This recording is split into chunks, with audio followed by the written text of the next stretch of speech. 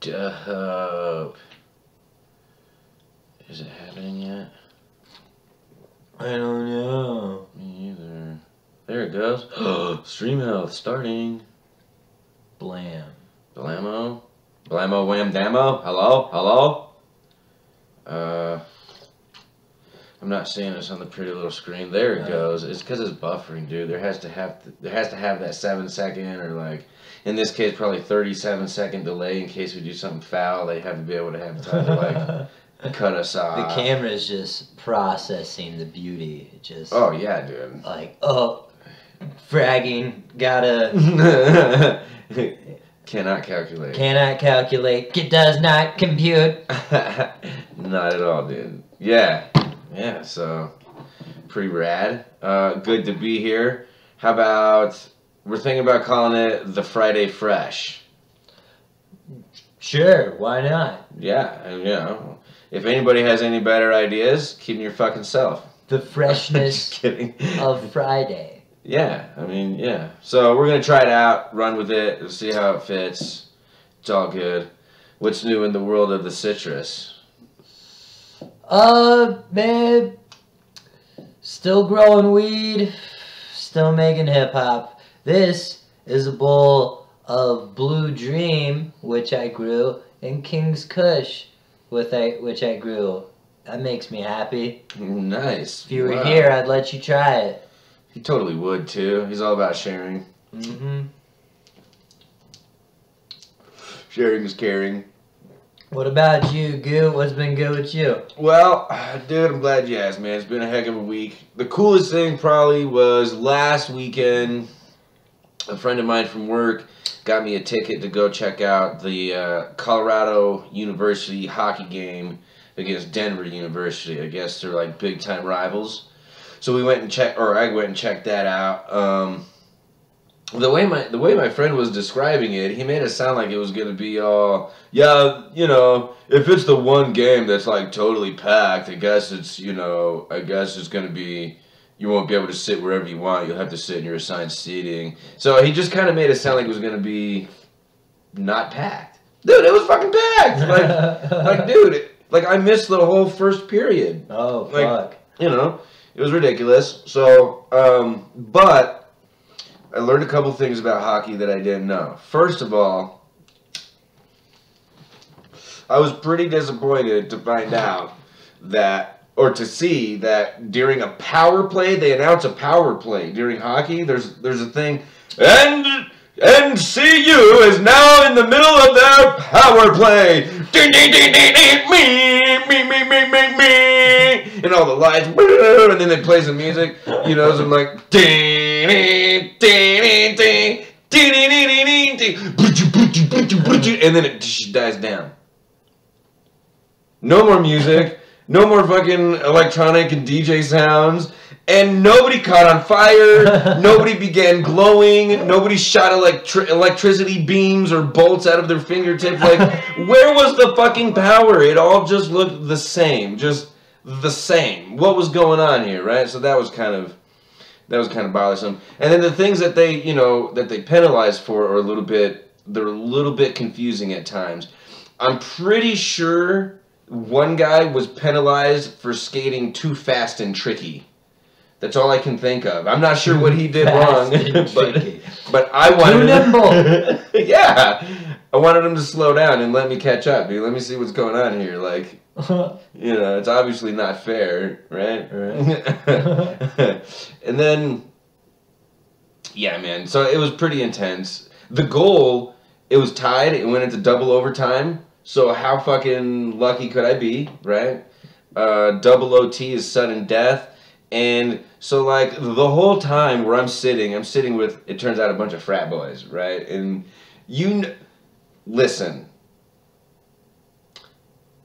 if you have to pay to have friends or get, like, initiated, okay,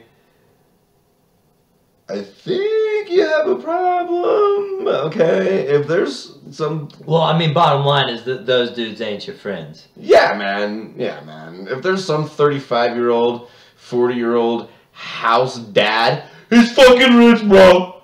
He's got so much fucking money, bro. He's the greatest fucking man alive. Really? How are you getting home? That's what the greatest man alive should be trying to figure out right now. What are you, like 19, bro? How are you like, he's in charge of you right now, right? Like, he's the adult in charge? I mean, come on, man. But the whole time, you know, they're like yelling at the, you know, fuck DU, fuck DU. They're rowdy, man, and I give it to them, dude. I was having a blast, super rowdy. But the game-winning score, man, the DU, you know, I don't know who the guy was. I don't even know what number. I can't tell. I couldn't keep up. But this guy had to, dude, it was ridiculous. Through like 2 or 3 guys, does this ridiculous out to the side, and then a spin move, woo, and then around another guy, and boink, just right on in there. And he turns around and just skates away like this. Looking right at us, you know, they were yelling "fuck DU," you know. It was like, it was pretty ridiculous. You motivated this to happen. Yeah, dude. Like, this was brought your own demise. And I just remember thinking, what a badass, dude. That's so cool, dude. Yeah. So whoever invented hockey is a fucking psychotic man. I want to know, when did they come up with the idea to wear face masks? After the first dude got punched? I don't think so. I don't think so, man. I mean, how many years did they go in football before they put a face mask on there? That's a good point. Or a real helmet, not just a chamois, you know? Yeah, that's a good point. It's probably just dudes in boots and jackets for quite a while. Yeah, dude. Yeah, moccasins, maybe. Just running around. And then, like, the guy that drives the Zamboni machine. They make their own stick with the curve at the end. They cut it out of wood and whittle it, right? Yeah, right. It's like, dude, you're a good player. You just made a really shitty stick. You should really work on that curve, bro. Look at the way I did mine.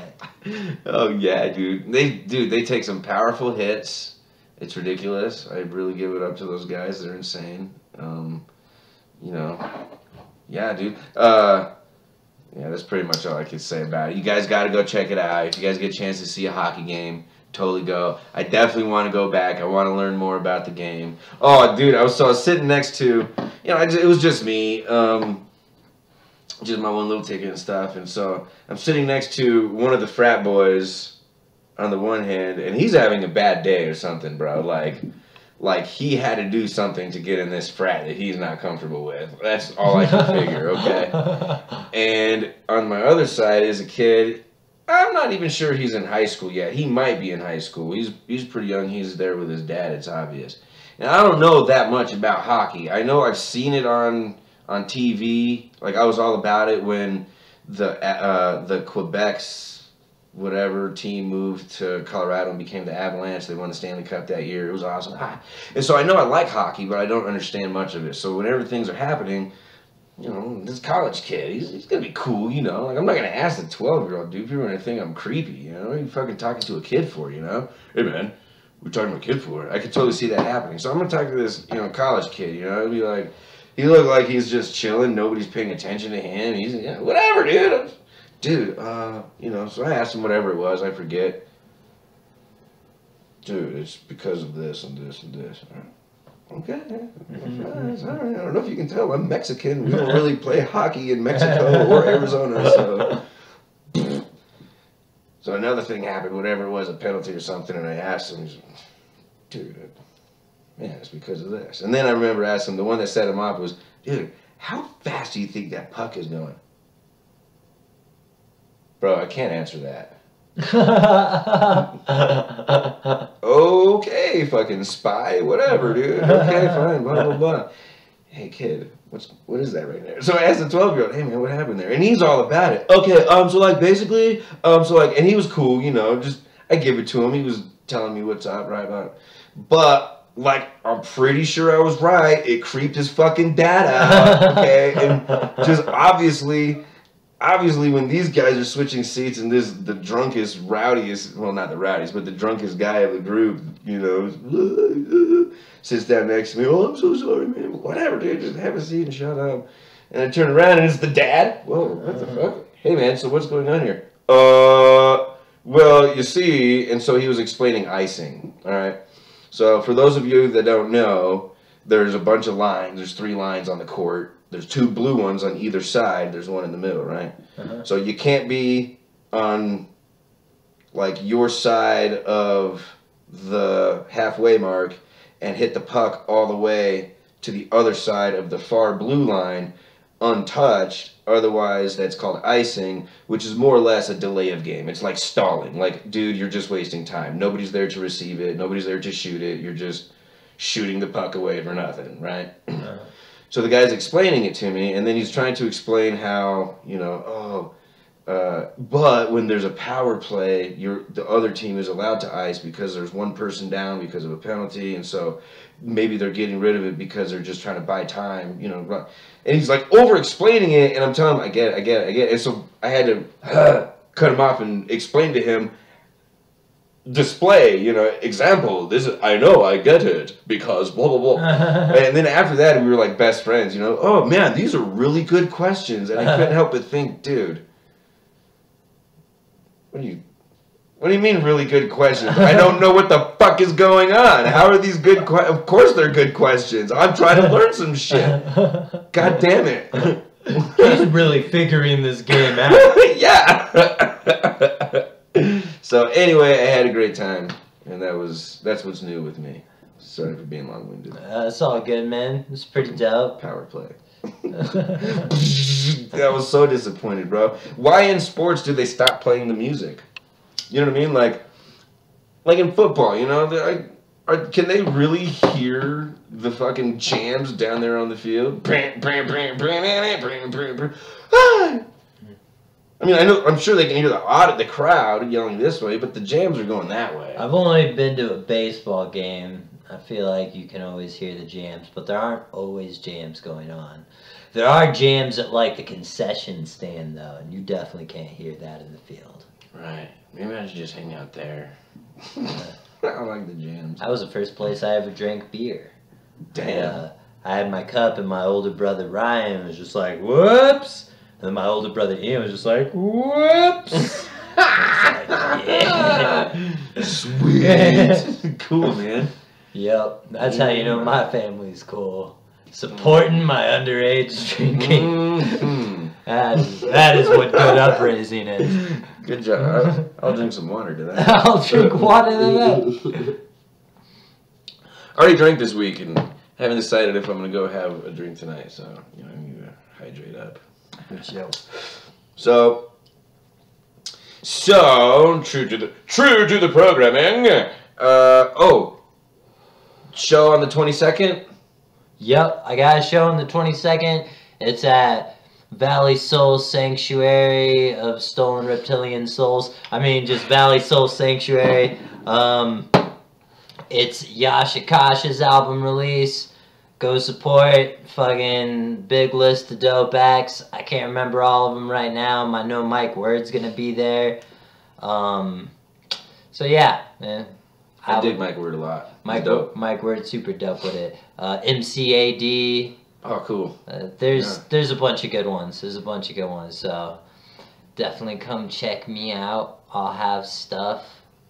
Yeah, it'll be a good show, dude. It should be pretty fun. I'm excited for it. We're gonna rehearse right after the podcast. You can't see it. Oh my god, I totally forgot about that. Dope. Dude, okay, cool. That's why I was so excited for no reason earlier. Like, I get it. Dope. So yeah, if you guys are in the Colorado Springs area or within driving distance on the 22nd, come on out. Do you know how much it costs? Nah, dude, that's in Boulder. Oh, it's in Boulder. Sorry. If you're in the Boulder area. Boulder area. Sorry about that. Boulder. Boulder. Then come check us out. Does it cost anything to get in? Did you say that part? You know, I asked Yasha about that, and he never gave me a very clear answer. It sounds like they're taking donations, but don't quote me on that. There might be an entry fee. You know, more to disclose later, I guess. Well, in that case, I would just say, you know, come prepared. And if it's donation-based, please be humble and consider, that there's artists putting in a lot of hard work to be there, and well, yeah, people travel. Think about all the times you've like spent a huge bill at the bar or something. Just think, an artist could use that to eat and continue making art. You know, like you appreciate art, so pass it on. I'm not saying spend your whole entire bar bill there, because that's a little excessive. Oh, I don't need that kind of money. I'm saying $5. Yeah, exactly. That's right. Okay, Something cool. like that. Help somebody have a good Christmas, right? Yep. Or a white Christmas. So actually, we were going to talk about Public display of holiday.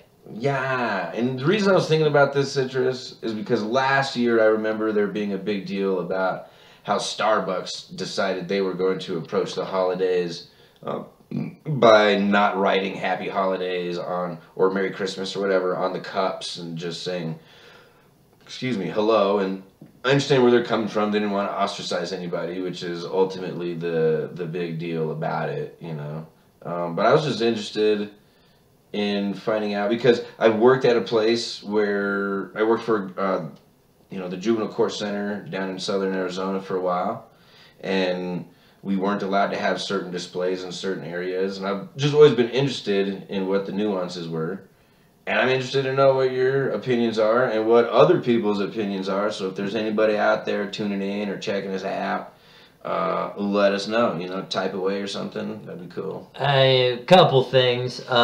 People are way too fucking sensitive. I don't feel like this should be an issue at all. I don't feel like people should be bothered by this shit. That's just my personal opinion. Like, I understand. I'm not a huge guy into Christmas. It was a pagan holiday before it was a Christian holiday. I think the day of Christmas has a lot of like different history from the Santa Claus materialistic point of view that we have. So I'm kind of a Grinch in that sense. But if somebody's feeling love and happiness and joy because of the holidays, then fucking that, more power to you, man. There's nothing wrong with that. Display it. I don't give a shit. Like, if you see someone displaying joy in whatever form and you're like, that upsets me, you're probably too sensitive. You need to visit the Fuck You Up Factory. Yeah, that's very, very well put, man. I like the way you put that. I mean, and I agree, man. Whatever the reason for you feeling good and happy, do that. Right. Do that, totally. And wish that upon everybody. Right, right. I'm not offended if somebody tells, hey man, happy Hanukkah. It's never happened. But, nobody has ever mistaken me for, that. I bet you there's a little bitterness because I think Christianity overall is just winning. Which haters gonna hate. I mean, yeah. What comedian was it? We were watching some comedian, and he was like, how the Christians won? What year is it? Right, dude. Yeah, dude. Exactly. Yeah. 2017 A.D. after death. For Jesus. That's for Jesus. Right. And everything before Christ. Right. And everything during Christ. No, I'm just kidding. It's I don't know. I don't remember how that distinction is. BC is before Christ is born, and AD is something like that. Crap, we should have looked this up. Enter Domini or something. Dominus, I know that BC and AD also stand for something else. I can't remember what those things are, though. God, so. Before current time and after done stuff. Sounds legit to me. All the done stuff. That was over there. We are now in the after done stuff period. Man, we are chronological as shit. Dude, hell yeah, don't even fuck around.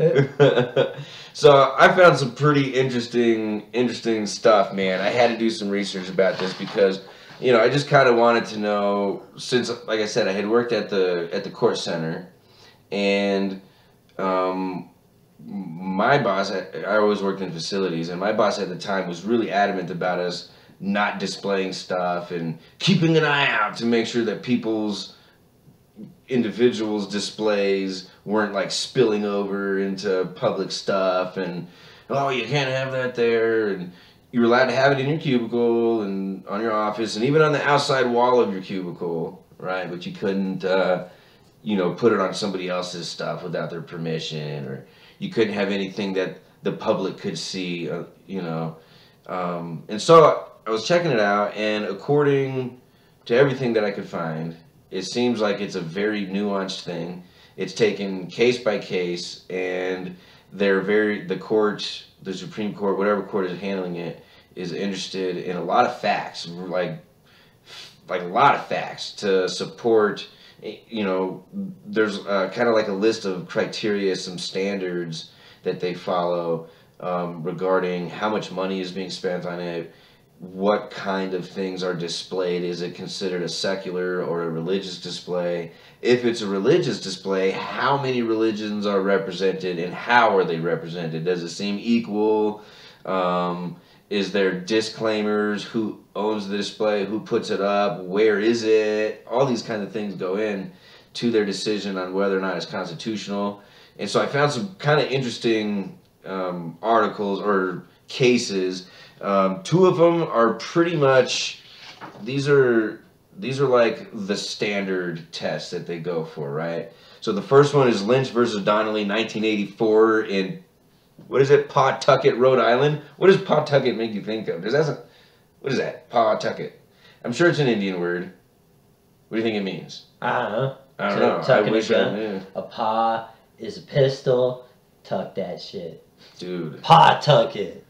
Dude, I love that shit. Dude, watch out for the paw, motherfucker. Paw. Too gangster. Yeah, they didn't have an ow sound, so it's paw. Yeah. Paw.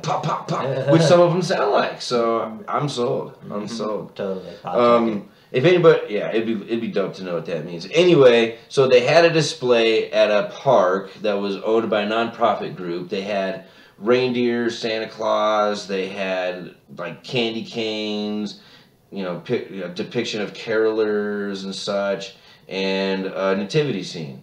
And this was deemed to be constitutional because the majority of the displays were secular items. So, the nativity part is really focused on Jesus and the night of his birth and all of that, the three wise men. That part's, considered the spiritual part, and everything else is really considered, secular. You go to the store and, Jesus didn't have candy canes or a Christmas tree and shit, right? That's what they say. So, so that was pretty interesting to look at. They let that one go. And a large part of that, they were judging how much money did the government spend on erecting that piece. So that was interesting. Then a few years later in Pittsburgh, you have the county of Allegheny versus the ACLU, which is the something Civil Liberties Union, American Civil Liberties Union. Damn it, I should have done better research. Right. It was dope. They're cool. Anyway, this was in Pittsburgh, and it involved one government building that had two separate displays. One was in the main entrance and was what they call a cache, which is a fancy word for nativity scene. Whatever. In parts of Europe, cache is used to refer to like a nursery for very young kids. So that's kind of interesting to me. Anyway, they had this display in the main part of the building, and then off to the side around the corner a little bit, they had a display with a menorah, a Christmas tree, and a little sign that said, "Let these festive lights remind us that we are the keepers of liberty whatever." And so the court ruled that the big one, the nativity scene, was unconstitutional, even though it had a disclaimer by the church that set it up. And so they had to remove it, but the other one was considered constitutional, and they were allowed to even move that to the main fairway. So The most interesting one, though, was in 1995 when the KKK petitioned Columbus, Ohio, to allow them to put up a cross in the lawn of the state building, and they were allowed to. Wow. All right, so check this out, and here's why. It's because, number one, they followed the protocol, which was they filed the proper paperwork with the proper fees that was required for them to ask for permission. So they did that. Number two, they cited that other religious groups had been allowed to use this lawn for various purposes throughout the years with no chill out. They were required to have written language displayed there that disclaimed any government involvement or endorsement with their display. So they were allowed to keep it, and so yeah, I just thought it was interesting. And the cross was like a holiday display, like that was for Christmas somehow. I don't know. Okay. I don't know. It's fucking weird. I don't know. I just wonder, like. I mean, it's not that strange. I feel do like they light it on fire? That would be a little overboard. Yeah, I'd be like really surprised if they did that. do you imagine being the janitor or whoever has to make the phone call in the morning after finding out that this cross has been burned? You're like, hey. I want to pretend the guy's name is Harvey. Hey, Harvey.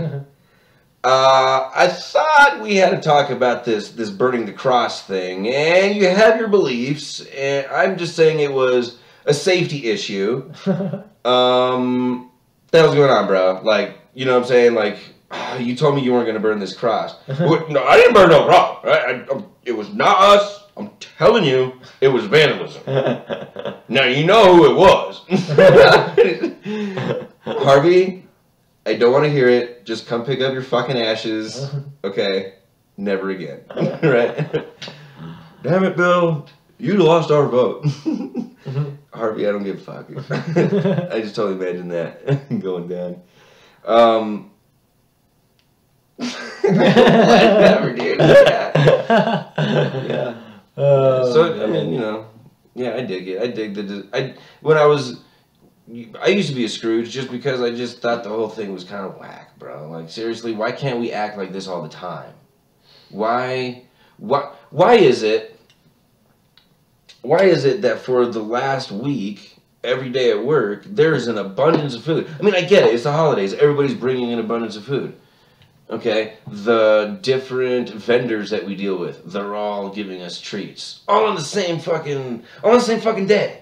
Okay? And I want to tell the linen company, hey, guy, all right, the AC contractors, they just dropped off a bunch of shit. So your shit, like, as appreciated as it is, needs to come back tomorrow. Okay? Because we're going to be full, man. And this is just... you know what I'm saying? Like, for sure. And they're trying to win you over, so they're bringing way more than you need. So really, coming back tomorrow, that's not good. Come back next week, right? And because I'm off on Friday, so you don't want to. You can't come when I'm not here. That's not gonna work out for me. So. Right. Oh yeah, dude. It's just unreal. It's just unreal. Yeah, I mean, I don't know. I don't think any particular day should have anything to do with whether or not you feel generous. Just, you want to give. That was always my philosophy. And if you do it on Christmas, I don't think there's anything wrong with that. I don't know. Power to you. Yeah. Power to you. Oh, yeah. Oh, yeah. So I do get... Well, so I remember hearing, like, some people get upset when they're like, well, I'm about... the reason for the season, not the season for the reason. And how would you feel about that? What does that mean? So the idea that, okay, the reason for the season, in their mind, they probably are vehemently about the idea, Christ being born and God and, all of that. I would think in more loose and inclusive terms, it means, the season of giving. This is the reason to give because of love and charity and wanting to reach out and spread cheer and happiness, right? Rather than the season being the reason to go out and buy stuff. Okay. Just because it's Christmas, we're going to go be nice. Okay. But more like be nice because, we're being nice this season because it's a cold, bleak season for many people. And, you know what I'm saying? Right. I can see that. So, I guess my question to you is, it sounds like, my question to you is, do you see one's better than the other? I mean, they both sound like they're missing the point, which is just give all the time. Right. That's my opinion. Right. And I don't know, there are times in my life when I can be more generous. Sometimes it is seasonal. Sometimes, like, winter's a good time for me to give. Sometimes it's not. And I think, you sort of give for yourself in a way. You give so you feel good. And yeah, if you're in a position to do that and feel good, just fucking do it. You don't really need any sort of excuse, in my opinion, religious or not. That's a really interesting way to look at it, dude. I was having an interesting conversation with a lady who made it sound very much like she was kind of in a bad place. She does not have very high self-esteem, and she was, and I've heard a lot of people talk this way about how they give and they give and they give because they feel like, I have to give to earn, somebody's acceptance or to earn their respect, or, I have to give of me. And I was thinking, after the fact, I wish I could have told her, just like you were saying, don't give because it's the right thing to do. Who's to decide that? Yeah. Don't give because somebody's watching you or because you can talk about it later. Don't give because you think that person needs it. Really, give because it makes you feel good. Yeah. Give for that selfish reason. I support that selfish reason because I think, that's as pure as it's going to get. That's as honest as it's going to get. Is like this. I feel amazing knowing that this is going to help you out, like, or make you look fly as fuck or whatever. Right. Whether or not you need it, accept the gift. Yeah, the appreciation of the gift that you got them, I think, is the fuel of, like, how good you feel. And don't question why you were given the gift either. Yeah. Mm-hmm. Well, and I think accepting and giving are on the same playing field, so you gotta accept with the same grace that you give. This is true. So one time, there was a dude. So there was a dude that used to sell papers on the corner down the street from where I worked, and I'd pass him like every day. And often I would try to, just buy a newspaper, even though I didn't really want one, just whatever. But one day I didn't have any money for a newspaper, and it was hot as balls out that fucking day, dude. And we had just had this event and had a bunch of food and drinks left over and stuff. So, I had a Gatorade and a sandwich. I was like, dude, here, man. And I handed it to him, and he's,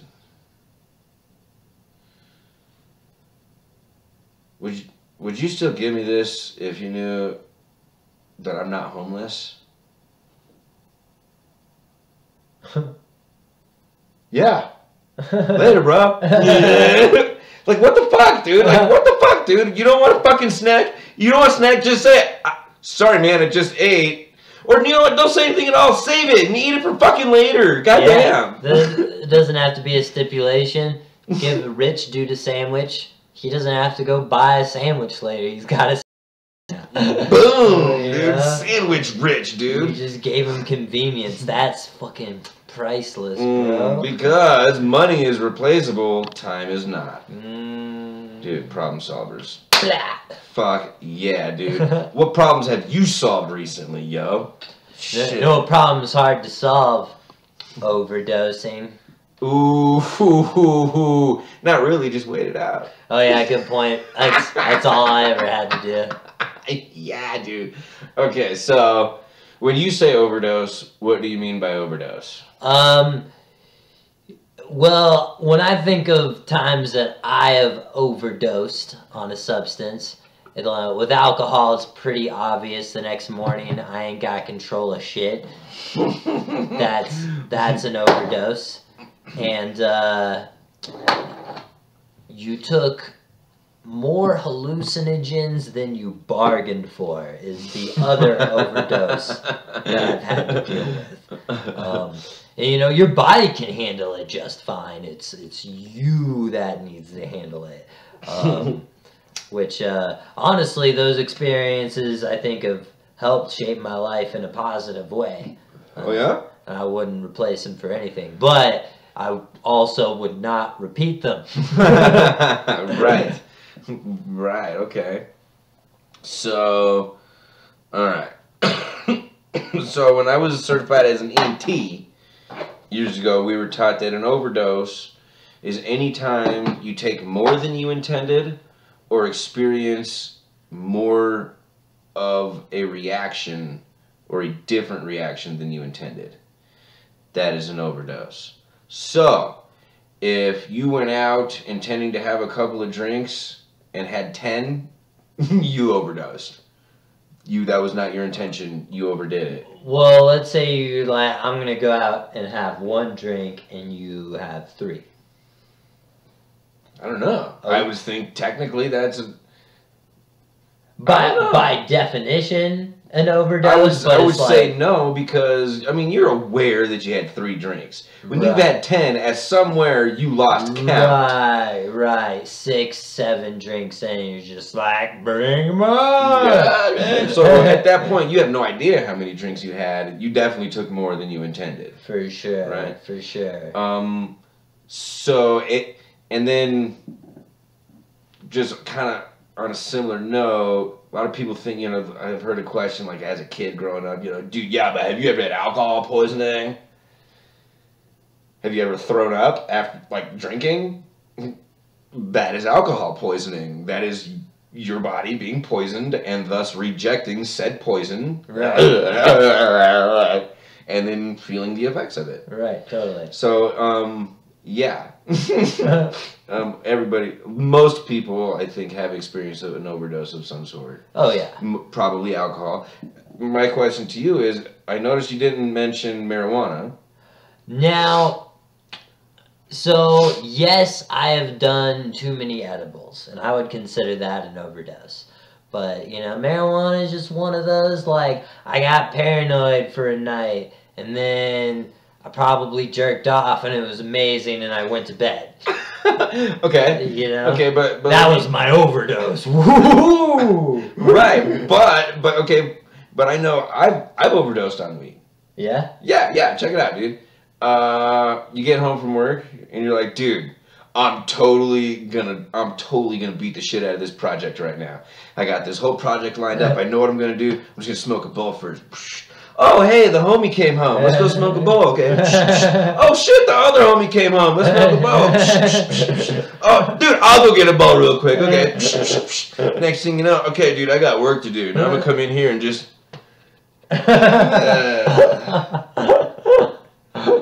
Dude, I think I'm gonna watch some David Attenborough instead. You guys want to watch it with me, man? Yeah. Fuck this work shit, man. I'm too baked for this shit. That's never happened?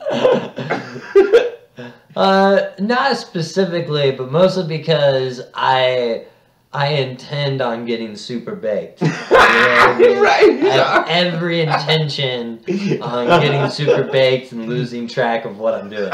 He's like, fuck this shit. It's like, oh, I'm home now. That's how I feel like Trey is when he gets high, bro. Like,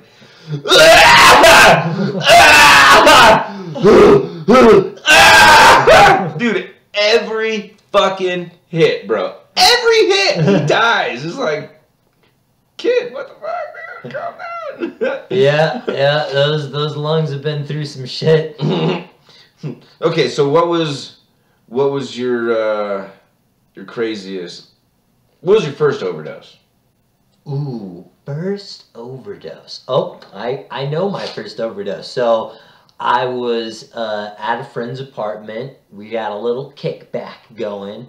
And this guy, I was in high school at this point. He's like, you ever try Percocets? I was like 2 beers deep. I'm like, nah.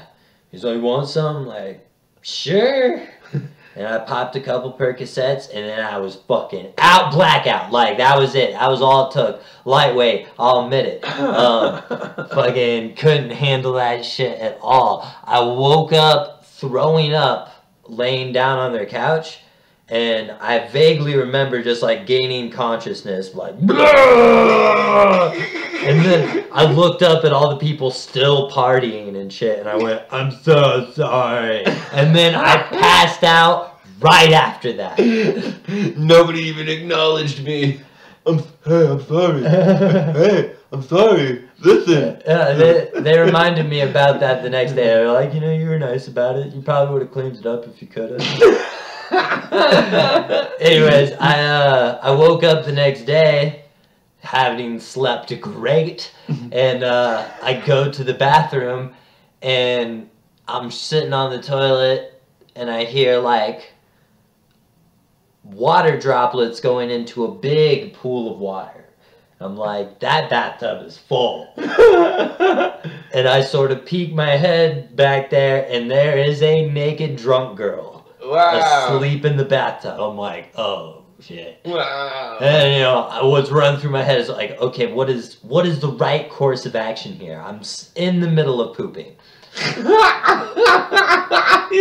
Oh shit. You know, for her safety, I should probably say something now. But her head's above water. She's all right, you know. So I finished up. I wiped, I flushed the toilet, I left the room. And then I knocked on the door. Oh, okay. Oh, smells like somebody took a shit in here. What the fuck? She's all freaking out like, did I do that? She's all looking around in the bathtub. What the Evidently it was her crib. So, you know, sorry about that. I appreciate the hospitalities and everything. Yeah, dude. That was my first overdose. Wow. Okay. Cool. Yeah, dude. All right. So then, what was? Okay. Not to glamorize it. So you were mentioning that you like kind of learned something from like what was your most learning experience? So the hallucinogens were more of a learning experience. I mean that learning experience was don't drink beer and take Percocets. It's not a good idea. Not that easy. Yeah. And really, like, because I've done some painkillers before, and, you know, it's not like I hate the buzz. I see why people are into it, but it also just isn't really my jive. And yeah. Understood. You know, I'd rather smoke some weed, take some hallucinogens. Those are what I enjoy exploring. I'm trying to decalcify this peony, just rip this shit open. So learning experience. Yeah. So I ever tell you about the time I got caught in a loop? Dun dun dun. Okay. No, you haven't. But what do you mean? I found my friend some mushrooms. Oh, it's always mushrooms when you get caught in a loop. I know what you mean now. I get it. Go ahead. I get it. And homie said I could snag a little bit when we got some, and I was like, just found a cap that was fairly large, and I was like, hey, could I eat this? And he's like, sure. And I bite into it. Now, when I looked at it, I was thinking this big cap is probably like an eighth on its own. And then I bit into it, and it was a lot thicker than I expected, and it was filled with like blue and white crystals and shit. And it crossed my mind that this shit's gonna fuck me up, but it didn't cross my mind that maybe this is a little heavier than I first anticipated. So anyways, I ate the whole thing. Yes, good job. And we're chilling, we're having a good time, and then everybody left. I wasn't really in the space to comprehend why. I think they just went to get food or something. But Joe, what the fuck? Don't leave me! So I'm chilling in their apartment. I'm sitting on the couch. I'm like, I want to go outside. I walk over to the door. The door's locked. Now, in my shroomed out mind, I tend to think this is a lucid dream. Reality is not reality. Reality is this lucid dream that I can control with my thoughts. And that's like the space I get into on mushrooms. So I think I can just think this door unlocked. Why isn't it opening? Anyways, I tried a couple of times and didn't open, and I thought, I don't want to go outside anymore. I'm thirsty. So I walk over to the fridge. I open up the fridge. Fridge is full of different drinks I could have. But honestly, I'm not really thirsty anymore. I have to pee. I shut the fridge door. I go sit on the toilet. Wow, it's the funniest thing. I don't have to pee. It's right. Yeah. So I, not knowing what else to do, I go and I sit on the couch. Now I want to go outside. I walk over to the door. Door's locked. Now I'm thirsty. I walk over to the fridge. Open up the fridge. Now I have to pee. Shut the fridge. Go pee. Don't have to pee. Go sit on the couch. Now I want to go outside. Now this shit happened like 50 times. I knew I was doing it, yet could not stop. The urges were literally like surging through my body as the shit was happening. Like, I would sit down on the couch and want to go outside, but as soon as I touch the doorknob, I don't want to go outside anymore. I actually feel parched, but as soon as I open up that fridge door, I don't feel parched at all. I just have to pee. It was the craziest thing. Anyways, after a while, world kaleidoscopes on me. And I'm seeing like images of my life, mixed with just fractal explosions of different kaleidoscope designs, and all of a sudden, all of the tripping effect, for lack of a better way to describe this, goes away. I'm inside of a room that it looks like an apartment that hasn't been moved into. Blank walls, just the door there, and I'm sitting with the dude I met that day before I started tripping, and me and him were talking to each other like we were the same person. Like, our thoughts were sort of synonymous with speaking, and, you know, his answers were coming from both of us. It was, you know, you can't really explain this shit. It's just what was going on was an intertwined, indefinable oneness. And I was asking him, you know, am I going to go back down there? Like, back to reality or whatever. And he's like, well, yeah, but you never really leave this place, is what he said. I'm like, oh, shit. And then the next thing I remember was a bowl of Kush being handed to me. And I was just like, oh, yes. It was in this big, fat glass bowl. And it was just like the most soothing thing I could possibly imagine after having that, like, ungodly experience.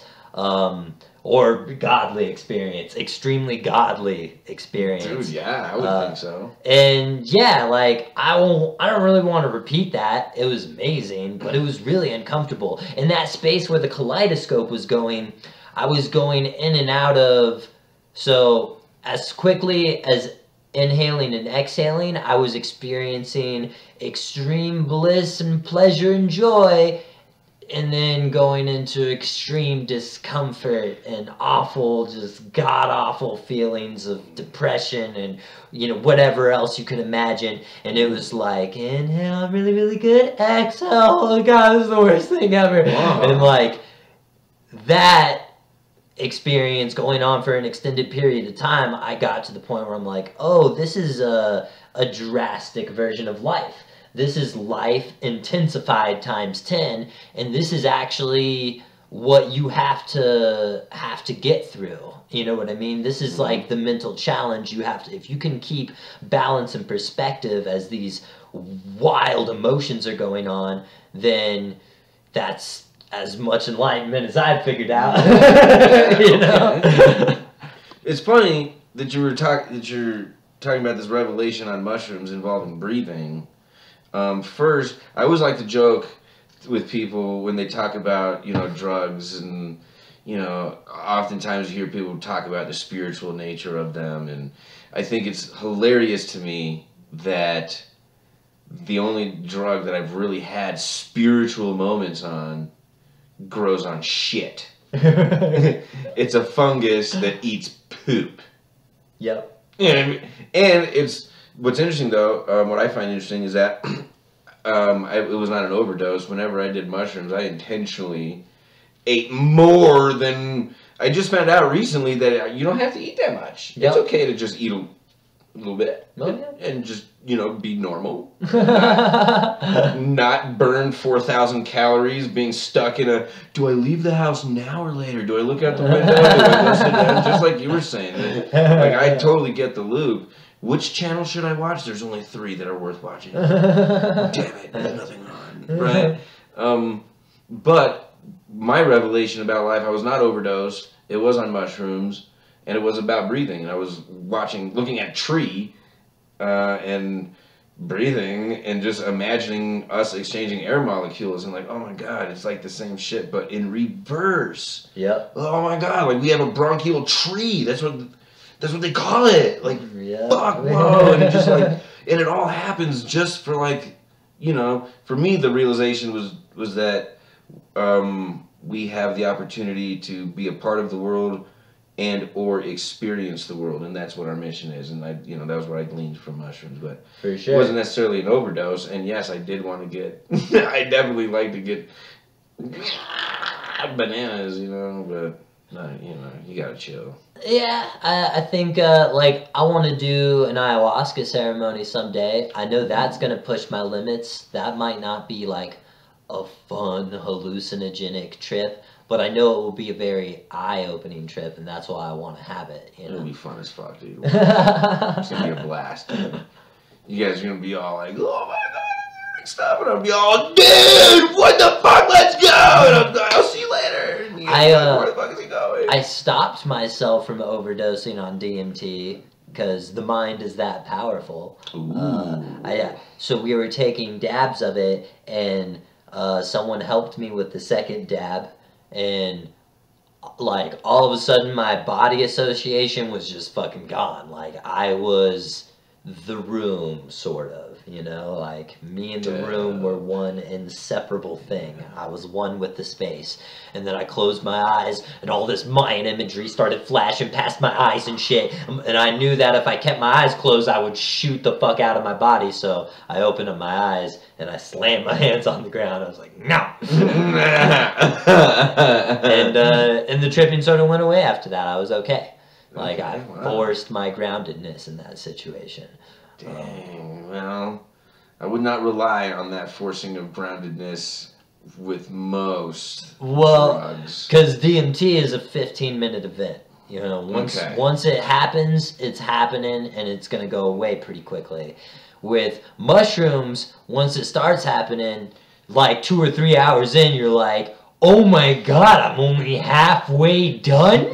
Dude, yeah. I feel like I've lived 4 lifetimes. This is insane. Yeah, you have to do your math when taking those type of hallucinogens, that and acid, you know, you gotta block out some time. It's always a moment, right? What time is it? Right. Yo, bro. Yeah, how long is it? No fucking way. Are you serious? Every time the conversation's like that. Dude, I remember one time freaking out, man. I had to go pick up. And I remember I had done the math, dude. And that's, you know, for me, the moment is always, dude, bro, look what I got. Some boomers. You want some? What time is it? Yeah, I'm down. Right? Yeah, boom, boom, boom. And then there you are, you know, hour number 6, and you're like, fuck, I gotta pick up my kid this morning in like 6 hours. I gotta leave, bro. I gotta leave, right? Dude, calm down. You don't have to pick her up till like 10, man. It's like 4 a.m., okay? Chill. Okay, you got a few more hours. Just relax. No, I gotta go now, bro. I gotta go now. Boom, drive home. Fuck was I thinking, man? Driving home through a fucking video game, getting home just in time to realize I still have an hour and a half of my trip left, and still 5.5 hours before I gotta pick up my kids. Oh, what the fuck? Sure enough, I fell asleep right when I thought I would. Woke up. My alarm was already set. No headache, no nothing. You know, a couple of... Yeah. That was about it. It was really, if you didn't have that freak out moment, you just would have woke up like with a new lease on life. Yeah, dude. Everything's still beautiful. Right? Yeah, instead I'm all, damn, I blew my high, bro. What a waste of $40. Just kidding. It's always a blast, dude. It's always a blast. Yeah. A vacation that is much needed. Dude. What about recently, man? I remember a little shindig quite recently where you ended up with wounds. Oh. I'm sure that was not, because I remember the exact words. Whoa, I'm feeling pretty high, bro. I think we took a lot more than we thought we did. Yeah. And I'm going, I have no idea what you're talking about. I'm just trying to swim in the carpet. Dude, like, I had done Molly once or twice before this occasion, but I wasn't experienced enough. I looked at my hand, didn't think it was that much. Turned out it was a lot. A lot. That was a lot. Dude, 5-10 minutes, I was like, I feel great. And then I started like doing yoga and shit, and I'm like, I'm so flexible. Dude, this is amazing. And that's how I ended up with carpet wounds. I was getting my yoga on people, which evidently sometimes when you're on Molly, getting rug burns feels just like getting kissed. Like, it feels great. The thing is where he got them. Here, okay, I wrestled. I know a thing or two about fucking rug burns, dude. I cannot figure out for the life of me how you got them there. Like, you had to have been bent backwards and like... No. Like, child's pose, you know, with your arms out. And then I fucking stretched forward. Like, I like moved my legs forward. Yeah. So I pushed my body and my arms forward, keeping them tight to the ground. Like this. I see. Yeah, fucking physics, dude. Cool. All right, dude, don't dry hump the ground on Molly. You'll get rug burns. It's not a good idea. It was Learn this the hard way. Intense, dude. Dude, and you know what's crazy about that is I went and socialized after that. What the fuck was I thinking? Some people got to know the Drunken Prophet a little bit more than, dude, how many times are you gonna hug me tonight, bro? I mean, it's cool. I don't mean, you know, but I was hugging the fuck out of people. I was like, I love you so much, bro. It's like, dude, you're like kin. You're like family. You know that? You know that? Yeah. What was your name again? Pretty much. Pretty much. Yeah, you're Blitz's friend. Oh, we should have tagged Tyrant in all this. I totally forgot. Yeah. What up, Tyrant? Tyrant. Okay, so... Alright, so... You wouldn't do it again. So you don't really mess around with synthetics, or I mean, you don't mess around with like prescriptions and stuff, you know. So you know. Yeah, pretty much. I mean, like so it's been a relative like few. Yeah, very relatively few. First time I did acid, I definitely turned into a fucking Looney Tune. Like, okay. I don't know if you've ever had this experience, but your friends are looking you in the eye, are like, okay, are you back now? Is it you?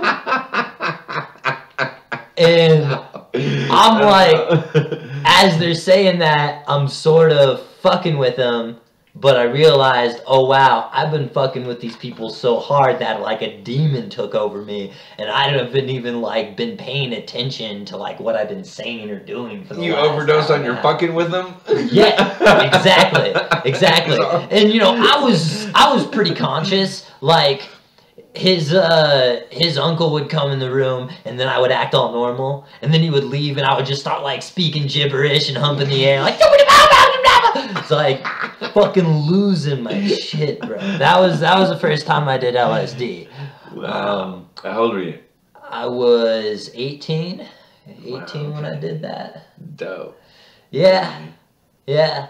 Since then, you know, I don't think I really need 2 hits of acid. I did 2 hits the first time. Maybe, like, I've definitely done 4 hits and I was more ready for it. I didn't turn into a Looney Tune. I was like, you know, grounded in that shit.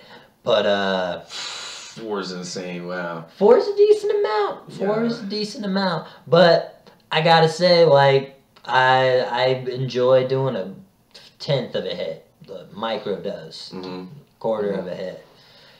And that's something I've been, you know, interested in a lot lately and figuring out, which is interesting. You know, just the very opposite of overdosing is microdosing. You know, that you don't need to eat a quarter of mushrooms to enjoy them. Right. Which was usually my goal. And the only reason I didn't is because it was expensive, so I would, you know, try to eat an 1/8. And then, you know, if somebody had some left over, I'd try to, you know, get some from them somehow and just, like, add to my little pile there and do all the vitamin C in the world to try to beef it up, whatever. And then I found out, you know, when you can't do anything really. You shouldn't go out in public without, like, a friend, a buddy, little system, you know, that type of thing. Right. Found out though that, like, a 16th, you know, you can don't drive, but you can, you know, do some stuff. You know, you can walk around the neighborhood. Yeah. Yeah. You know, you can say what's up to people. 16th, if you had a friend over that was sober, you could probably hold a solid conversation with them. Definitely, exactly. That's totally. You could be like, yeah, I'm feeling some wild euphoria. The color of the walls isn't staying the same, but you know, pretty much feel you can talk, you can, right, be present, slightly lucid, and then, you know, as a kid, younger, you know, again for us, like taking acid, like, you know, I never took 4, but 2 was like the standard thing, you know, let's bug the fuck out, guys. Like, what the fuck is the point of we doing this for, right? And then finding out that you can take a corner, like not even a quarter, just a corner, and dude, you know, and have a good time, you know, not, dude, we're not gonna get arrested tonight, dude. You know what I'm saying? Like, we're on acid and we're not at risk for going to jail, guys. You know what I mean? Like, what a cool, liberating, you know, fun, free feeling, you know, just absolutely to experience it that way, you know, way better than an overdose is. Dude, you gotta get yourself at a festival. Dude, I want to so bad. So this kid that I was sitting next to at the hockey game, he was talking about some, you know, every time a song would come on, like a old classic rock song, this whole fraternity would start, just a small town girl. You know, they're all like singing along and stuff, and this guy's like all into it. He's like so into it, and he was talking about how he was from Tennessee, just an hour from Nashville, and I was like, oh man, so you must like get down on some music, man, see some good shows. I've never been to a concert, man. Boy, you need to change your life. Like, fuck all this dumb shit you're doing right now. Dude, I know, man. I know. And I thought he was going to start crying. He's like, okay, wait. How old are you? I'm 18, man. You know, I know it's... Okay. Just put it on your list of things to do by the end of the year. I don't know. But that was my advice to him. I hope he gets it together. You know... There's a lot of great concerts around, especially in Colorado, bro. Super easy to... Whatever genre you're into, you can find it out here. I don't care who you are, okay? Make an effort. If you have never been to a concert, if you're in high school, right, and you got a buddy with family in a nearby town where they do concerts, you know, like... See if you can go hang out with your buddy for a weekend, you know? Get it clear with your parents or whatever. Get your ass to a fucking concert. Get to a concert. Be safe. Be smart. Don't go out and be a fucking hero. Don't do some shit that, you know, if it feels dangerous or, you know, judge the butterflies in your stomach. Don't go out and be ridiculous. But get to a concert. Push some boundaries. Have some fucking fun, dude. God damn it. For real. God damn it. For real, though. Yeah, dude. For sure. So this is why festivals are important, because like you go there and maybe the price of the ticket is what deters a lot of people away, I'm sure. But really, you got 3-day vacation you're paying for. So this is like a vacation outside of society where normal shit is going on, and everyone's just fucking celebrating 24/7, and there's music that you love in every direction, and everybody's like making an effort to have a wonderful time with you. You know, it's like kind of a rare thing with humans. You don't walk outside and get into traffic and feel that shit. You know? That is awesome. You gotta go fucking vacation for that. You gotta go make it happen. And you don't have to take hallucinogens, but I think a lot of people should, especially all politicians. I think the world would be a better place if they did. Dude, wow. At least willingly. Yeah. Like, if we, like, dose their water, then they'd start shooting nukes off, and, like, it'd be like, you know, they would start making up that people were demons and shit. The demons!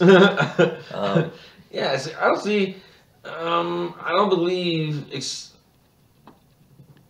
Molly doesn't count as a hallucinogen, but I don't feel like I've ever overdosed on hallucinogens. I've always intentionally took as much as possible. And you remain, like, you didn't have moments where you were like, the drug was controlling you. Definitely have some freak out moments like, whoa, dude, I need to catch my breath, or whoa, dude, this moment is a little intense and I need to go take a break for a second.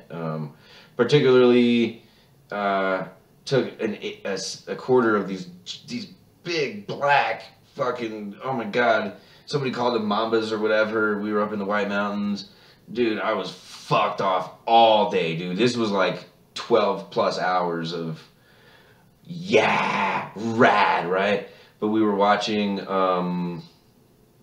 Alice in Wonderland with Pink Floyd on the wall, and dude, I don't know if it's all linked up the way they said it's supposed to be, but what I do know is there are some things that are timed really well, that are creepy and just boggled my mind.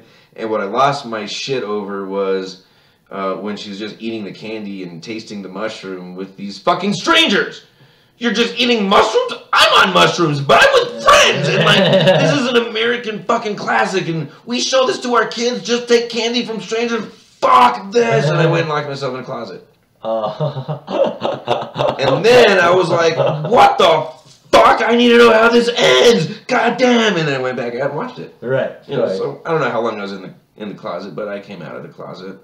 On mushrooms.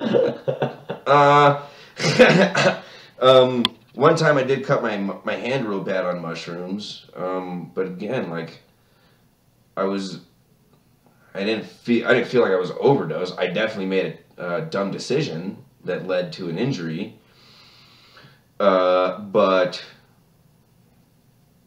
you know, rock on. I mean, I was having fun. I continued to have fun even throughout the injury and all of that. So, you know, but other overdoses are far less fun. I, you know, would definitely, pills, I've definitely overdosed on pills a couple of times. In high school, me and my buddies were all about Oxycontins. For sure. Dude, fuck, just right now thinking about it makes my stomach just turn, dude. For some reason, me and my friend were so determined to like these things, bro. Like, all right, dude, let's try it again. And, all right, let's snort it this time. And we'd both just run and just, we'd get fucked off out of our minds, but not really have a good time at all. We just, just felt like shit, man. And then, you know, okay, well, let's smoke it this time. All right, dude, we're obviously doing it wrong. Let's smoke it and snort it. Okay. What the fuck, dude? Idiots, dude. Let's do it in a gravity bong we did one time. Oh, God, fucking knuckleheads, dude. Idiots. Jesus Christ.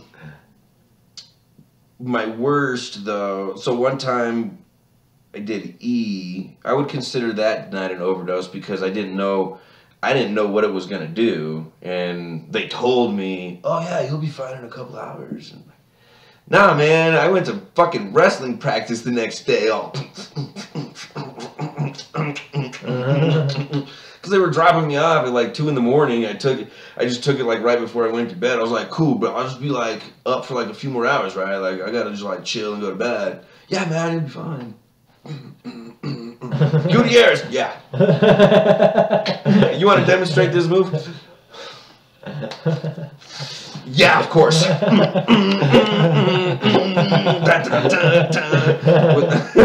like, what the fuck? Coach, let me borrow your whistle. Right? Yeah, that was pretty ridiculous. But my worst one, though, was I was staying with my kid's sister. I was just kind of in a bad way. Making a lot of bad choices, doing the wrong things. Living with my sister, she fucking drive you to do it. Got a lot of blow. We were having a party that night. Did a lot of blow. Guess who showed up? Yeah. Oxycontins. Right. Fucking idiot. Anyway, so for some reason, just like everybody ends up having to run errands at the same time. Oh, I do, And I'm just like alone in my sister's apartment with a mountain of blow and a fucking couple of pills, and they're like, dude, whatever you do, man, don't overdose, piss. Alright, cool. And I just have a little cocktail, blah, blah, blah. Dude, spent the whole entire time just, convulsing on the floor in the bathroom. Oh, shit. God damn. Dude, just wanting it to be over. No. Is that what Restless is about? No, Forevermore. Forevermore, yep. And then just whatever came out of it maybe 10 or 15 minutes before my sister and her boyfriend showed up. I'm all drenched in sweat, obviously been through a fucking ordeal. Right. Where's all the fucking blow? God damn it, you son of a bitch. You come out all sweaty. Wasn't me. I swear it wasn't me. Like, dude, what the fuck, man? It was fucking scary, dude. And you're like, just lucid enough to think of all the things that you should have thought about before you did this, asshole. Right? Fuck, dude, it's pretty intense. But alcohol, I mean, what was your worst? Alcohol? Honestly, the first time I drank was probably the worst it's ever been because I learned my lesson. I was 16, I got a 40 at Evil Eye, got a hobo to buy it for me, and my friend got a Evil Eye too. I didn't tell you this part earlier. So he cracked his open and it was all shaken up and it started spilling on the floor because it foamed over. I was like, no! And I chugged so much foam. I chugged a lot of foam. And I was pretty drunk at that point, but I finished my 40 after that. Yeah, dude, I was a little rowdy that night. I had a pretty good time, but I was definitely extracting it from both sides the next morning. Evacuation incomplete. Yeah, she was fucking brutal. And I remember asking my dad, I was like, I was going upstairs all the time for cups of water, and as soon as I drank it, I had to go downstairs to throw it up, and I was just like, not having it. And I asked my dad, I'm like, Dad, could you get me a cup of water? And he's like, fuck no, you got yourself into this shit. And that's when I learned not to drink too much. Not to drink more than you can handle. You don't need to show off. Yeah, I did not learn that lesson early. Not at all. My worst was in high school. Night I graduated. I didn't really drink that much in high school. I was more about, pills and smoking weed and stuff you taking could get acid. access to. Yeah. I didn't do mushrooms until I was out of high school. But, yeah, dude. I remember I was grounded that night because my parents had found my drug stash.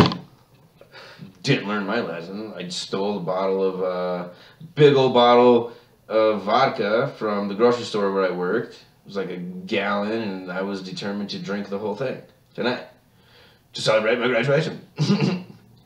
I didn't know that there's no way that was gonna happen.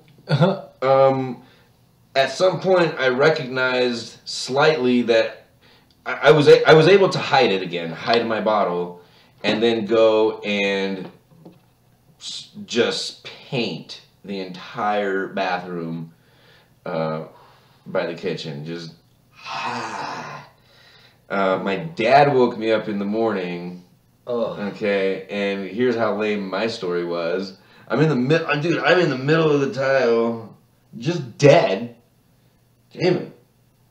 What's going on here? And in my head, I remember him being like concerned and shit, you know? Like, right. Weird. My dad might love me. And he's like, David, what's going on? And I was like, I think I'm allergic to cigarettes. He's all, what? Yeah, I smoked one last night and then I started throwing up. Okay, well, I mean, obviously it reeked like vodka in there. Duh, right? Right. He says, well, go to bed. Your mom's going to be up in a couple hours, and then you're going to clean this up. Okay. Dude, a couple of hours? You mean like 2 minutes? Oh, fuck. I got to get up. And I cleaned it tile by tile.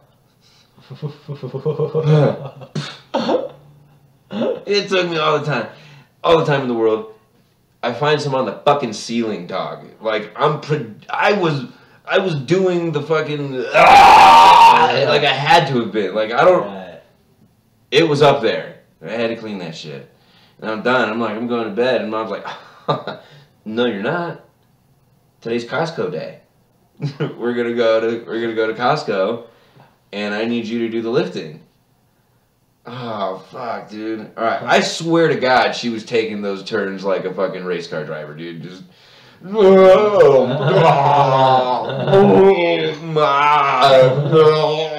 So we get there, and and we walk down the first aisle, and Mom, I'm not going to make it.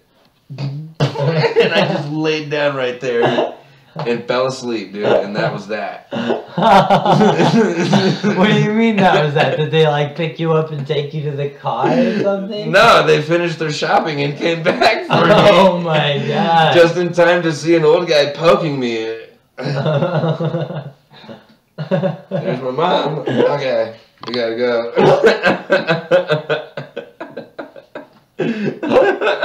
Yeah, dude.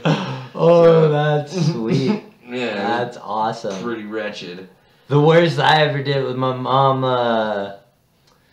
I came home with... So I went outside to smoke a bowl. It was when I was living with my mom. And then I come back and the door's locked. Uh-oh. So I rang the doorbell. Oh, now, no. I have a smelly-ass, just freshly smoked pipe in my pocket. So, of course, I reek, but I didn't think to fucking stash it or anything, because I was thinking they're asleep, I'll be fine. And my mom opens the door, and I'm like, yeah, thanks, Mom. And I start walking up the stairs, and she goes, you smell like you've been smoking something. This is the worst. Damn it. My exact words, yes, Mom, I smoked a bowl. And she was not very happy about it. Okay, so I have to know, what is your mom not being very happy like? It's like you made an angel weep. It's like...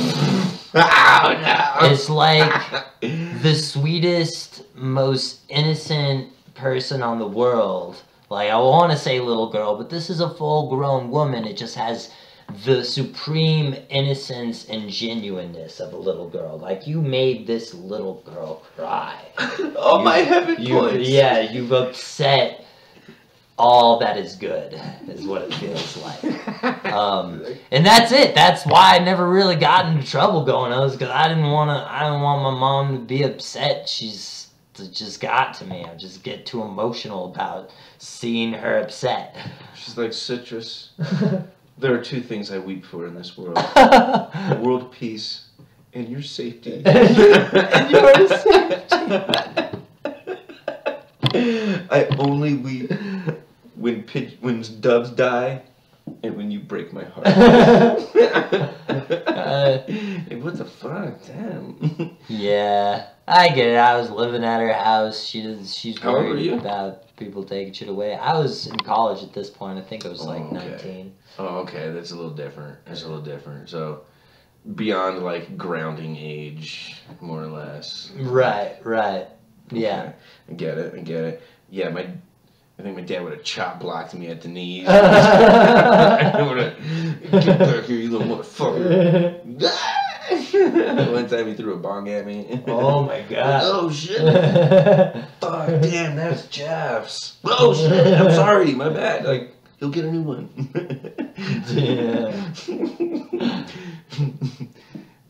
So I never did get Jeff a new bong. Thought it was understood at prom that he ended up, at the party after prom, he ended up with my bong. I thought, so we should be even. You know, whatever. Oh shit, it's later than I thought. We should probably wrap this up. Dope. So we had at least one loyal watcher this whole time. Fucking cool to have you. Please tell your friends. It's just more fun if we can get people chatting with us, and it's cool. I had a good time tonight, and look forward to in the future. Hopefully, starting with